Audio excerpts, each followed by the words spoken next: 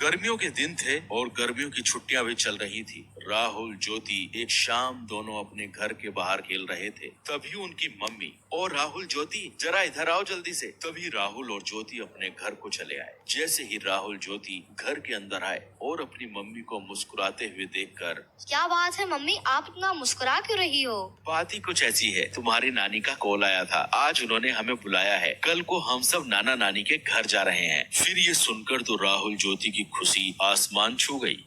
चलो पैकिंग शुरू कर देते हैं, नाना नानी के गांव चलते हैं और एंजॉय करते हैं। फिर क्या, दूसरे दिन सुबह सब लोग जल्दी नाना नानी के गांव के लिए निकल पड़े। राहुल ज्योति का नानी का घर काफी खूबसूरत और छोटा सा गांव था, जहां सब खेती बाड़ी करते थे और प्यार से रहते थे। राहुल ज्योति जैसे ही नाना नानी के घर पहुंचे तो उनके स्वागत के लिए नाना नानी तैयार खड़े थे। राहुल ज्योति को नाना नानी बोले, राहुल ज्योति आ जाओ, हमारे पास को आ जाओ। फिर राहुल और ज्योति नाना नानी के पास जाकर उनसे लिपट गए। फिर खास नाना नानी की बनाई हुई स्वादिष्ट खाना खाकर राहुल ज्योति ने थोड़ी देर आराम किया और फिर दोनों अपने नाना नानी हाल का मजा लूटने के लिए तैयार हो गए। ये लो, तुम दोनों के लिए मैंने खास इमली का रस बनाया है, इसे जल्दी से पी लो, इसे गर्मी में पिया जाता है। नानी की बनाई हुई इमली का रस पीकर तो राहुल ज्योति एकदम तरोताजा हो गए। फिर नानी जी ने आम के पेड़ पर एक बड़ा सा झूला टांगा। राहुल ज्योति झूले पर बैठ गए और झूला झूलते झूलते हवा में बातें करने लग गए और फिर नाना जी के साथ घूमने चले गए। और फिर रात हो गई। फिर राहुल ज्योति नानी जी के साथ रात के खाने के लिए फिर घूमकर घर लौट आए।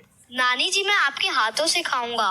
नानी मुझे भी खिलाओ ना। ये सुनकर नानी जी हंसने लगी। ठीक है, मैं तुम दोनों को अपने हाथों से खिलाती हूँ। फिर क्या, राहुल ज्योति ने नानी के हाथ से पेट भरकर खाना खाया और खाना खाने के बाद सब लोग सोने की तैयारी करने लगे। और फिर राहुल ज्योति को गर्मी महसूस होने लगी। नानी जी, घर के अंदर कितनी गर्मी महसूस हो रही है। पंखा भी गर्म हवा फेंक रहा है। आपके घर में एसी भी नहीं है। हमें तो एसी की आदत है। अब तो हमें रात भर नींद नहीं आएगी। यह सुनकर नाना नानी के साथ सब लोग हंसने लगे। यह देखकर राहुल और ज्योति ज्यादा कंफ्यूज हो गए।